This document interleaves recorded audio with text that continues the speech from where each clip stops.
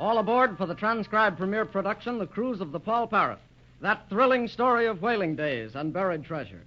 When last we left our friends, Captain Dalton, Johnny, and Sue, and First Mate Wainwright, they had just released Old Dickson, who had been trussed up by Red Mahooley, and Ezekiel Kip, who are trying to keep Ezra Grange and Johnny, the rightful owners, from taking possession of the mineral deposit on the island of Galto. After releasing Dickon, the party was too late to return to their boat as Old Smoky Mouth, the volcano which had been threatening all evening, began to erupt, throwing spurts of flame around the island side. Safety was found in an old cave at the base of the mountain where we find our friends now. Thank your lucky compass, I saw this cave as we were sneaking up on the cabin. Aye, Captain Dalton, you may lay to that. But it's a dingy old hole. It makes me feel funny like to be in it. Any port in the storm? Right, sure, Polly. We ain't been here long enough to tell how safe aboard this here cave is. I think it'll be safe enough, Dickon. You, Sue, and Johnny, stand away from that entrance. No telling how close those ashes will come. We'll be careful, Captain Dalton. I was just trying to see what became of Red Mahooley. It's as light as day from the flames of Smoky Mouth. Well, I'm not worrying about Mahooley. I was thinking about that old man that Red knocked down and left lying up there on that cliff behind the cabin. You're right, Johnny.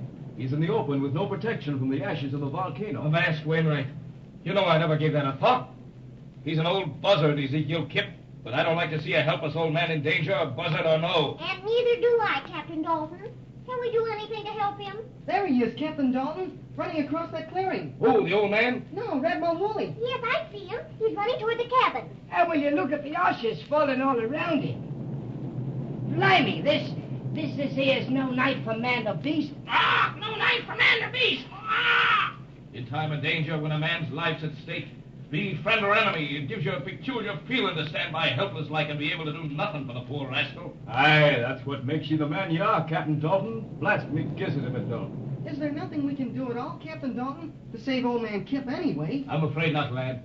If I thought there was one chance in a million of getting him through that smoke and ash, I believe I'd risk a try. If anyone goes for the old sea moose, it'll be me, Roy. Look, Mahooley's made the cabin. There he is, standing in front of the door. Oh, those red cinders just missed him. Mahooley! Red Mahooley! Captain Dalton is calling to Mahooley. I wonder why. I don't know. Let's wait and see. Avast! Mahooley! Who's there? Who's a calling? Mahooley, this is Captain Dalton. Can you see me? Blimey, Captain Dalton. We can see him by the light of Old Smoky Mouth, but he can't see us. It's too dark where we are. You're right, Dickon. Mahooley, can you tell which direction my voice is coming from? Yeah, I'm looking that way. What about it? Simmer down, you slimy wharf rat. Captain Dalton's trying to help you. No, you don't. It's a trick. But you don't fool me. You're trying to capture me, blaster. Well, stay down there, you lop-eared buzzard. You think it'd be safer there than up here, even if we ought to skin your hulk. You know, Sue, in spite of what Red Mahooley has done to us, I feel sorry for him now. Just like Captain Dalton said. Yes, Captain Dalton was right, all right. Gee, I wouldn't like to be where Mahooley is now with all that fire and sparks falling all around him. Look, he's gone inside the cabin. Well, there's no use wasting our breath on Mahooley. He'd rather take a chance inside the cabin than be captured by us, I guess. Oh, Captain Dalton, look. What's up, lad? The cabin, where Mahooley went into. What about it, me hearty? It's still there? Yes, but didn't you see those sparks fly on the roof of the cabin? Well, maybe they'll die out. No, I'm afraid not. From the looks of things, it hasn't rained in days around these parts. And that dry straw thatch on the roof will catch fire in the blinking of an eye. Capsize me mast. It has caught ablaze. Look. Oh, he'll be caught. Yes, it sure is burning fast. Mahooley, come outside. The cabin's afire. It's a trick. You won't get me outside. All right, you blithering idiot. Find out for yourself. There goes the cabin. The whole thing's aflame. Mahooley, you'd better get out of there. I'm trying to. Something's holding the door. It won't budge. Help! Help! I can't get out. Help! Poor lubber. No one deserves an end like that, no matter how bad they are. Ben, the fox makes me spring a leak. If only something would spring a leak, and a little water would do a lot of good right now. Avast! The cabin's caving in. Good Lord!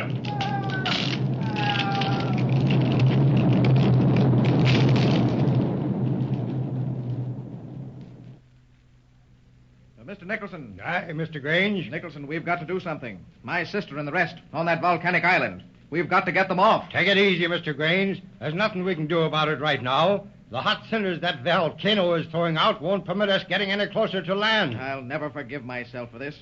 We never should have come on this trip. I wouldn't say that, sir. The chance for a treasure is hard to pass up. Oh, the money in the world is not worth this. Oh, if only we could get through to them. All this fretting may be for naught, Mr. Grange. I have an idea Dalton has found a shelter for the lot of them till this fiery squall blows over. Eh, Buscetta? Hey, Mr. Nicholson. This is not first time I have seen Captain Dalton face danger, but always he sails through the gale with upright mast. The captain, he is very brave sailor. Well, that may be true on board ship, but he's not on board ship right this moment. That is very true, Mr. Grange, but all the better. On land, if one place catch fire, move to other place. On shipboard, ship catch fire, no place else to go. That is pretty good, eh? Buscara, I don't care for your humor at a time like this. Now, Mr. Grange, I think Buscetta in his crude way was merely trying to cheer you a bit. Yes, I'm sorry, Buscara. These nerves of mine are too much for me. Nicholson, I feel so helpless. What can we do? What can we do, man? I think we do something pretty quick now. Why, what do you mean? Wind coming up. I think maybe gale to port side. Oh, so much the worse. The wind will whip that island into a howling furnace. No, Buscara think not. Tonight and very soon it will rain. This is time of year in these parts for squall. Oh, that would be good fortune. By the gods, man, I think you're right. A drop struck my face. Or am I just imagining it? No, I felt it too. Buscara ply these waters many times. Buscara knows. Soon you will see. Buscara, you're a prophet. Aye, you're right there, Mr. Grange. Here it comes.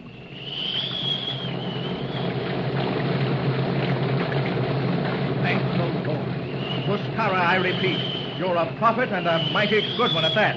No, Buscara no prophet. Buscara just good sailor. Look at that rain come down.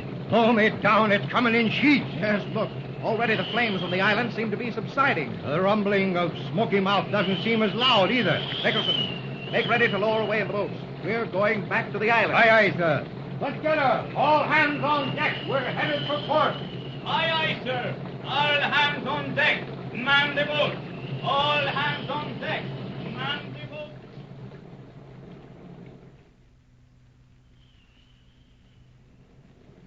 Avast me, hearties. It's growing darker outside the cave. I believe the rain has cooled old Smoky Mouth off a bit. Ah! To the oars, men! There's a lull! Ah! And I'm mighty thankful to see it, Polly. Too bad it didn't come a little sooner. Aye, Mr. Wainwright. If it had, we still have those two wolf for us to contend with. Yes, it's getting pretty dark now. I've noticed the rumblings about let up. Perhaps the danger is past. Can we leave the cave now, Captain Dalton? I think we'd better wait just a little longer, just to make sure. Poor brother Ezra will be sick worrying about us, I know. I know, but he's waited this long, he can wait a little longer. I'm going to be certain the danger's really past. Right you are, Roy. But with the rain coming down as it has for the past few minutes, I think we're pretty safe. Oh, what was that? Someone fired a shot. Avast there! Who's that blasting away? Skullduggery! Ah! Batten down the hatch. Which way did it come from? That's what I'd like to know. Oh, blast the luck. Did it get you, matey? Just grazed my shoulder, Roy. But don't like being a target to some maniac. Oh, but it's dark in here. How can anyone see from outside to shoot at us? That didn't feel like it came from outside. It grazed the back of my shoulder. I was facing outside. Yes, and from back of you, your outline shows up clear. It certainly does. Avast then. That means the shot came from somewhere in this cave. Blimey! Who's that? It is in the cave. Stand where you are, all of you. I've got a bead on you, every one of you. Slow me down, man. Who are you? I'm the owner of this island, and you all had better get off. Understand? Ezekiel Kip. Old man, we're not here to do you harm. Yeah, you can't pull Ezekiel Kip. I've got a bead on you. Kip, wherever you are, how'd you get in this cave? Wouldn't you like to know? Why, you old buzzard. To think we thought you were in danger out there. We were feeling sorry for you. Sing is rigging.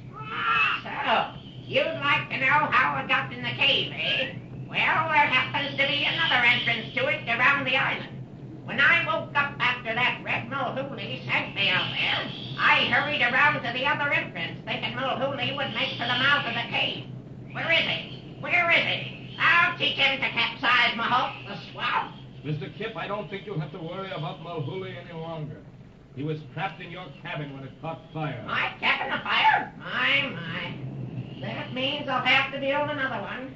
That makes the 8th cabin I've built on this island. But, Kip, We'll help you build another one if you'll only be reasonable. No, you don't. No, you don't. No use trying to get on my good side. I've got a bead on you. Now get off my island. It's mine. Ezekiel Kip, I've come after my treasure. Who said that? Whose voice was that? Mine, Johnny Robbins. You stole this treasure from my father. Robbins? Robbins? You're a ghost. You're a ghost. Johnny, don't get him excited. He's liable to start shooting again. But Captain Dalton, he's not going to chase us off this island. He has no right to. Johnny's right, Captain Dalton. I know, but we've got to handle this old man the right way. He has the drop on us. We can see him way back there in the tunnel of his cave. Hurry up now. Get off. Get off. I'm going to count 3. And if you're knocked on your way by then, I'll start shooting again. And this time, I won't miss. Oh, Captain Dalton, he means it. 1, I'm afraid he does. Wait till he counts 2, then everybody drop their stomachs on the floor of the cave.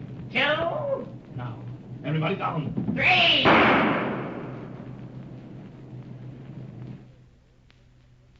Say, old Kip meant business that time. I wonder if Johnny and Sue and all the rest dropped in time before he shot. And what about Grange and the crew that were making ready to return to the island? Will they get there in time to save our friends from harm at the hands of the madman Ezekiel Kip? Well, there's only one way to find out. Be sure to listen to the next exciting adventure of Johnny, Sue, Captain Dalton, and all the rest of the crew on the cruise of the Poll Parrot. This is your Poll Parrot announcer, Dave Ward, speaking and saying for now, goodbye.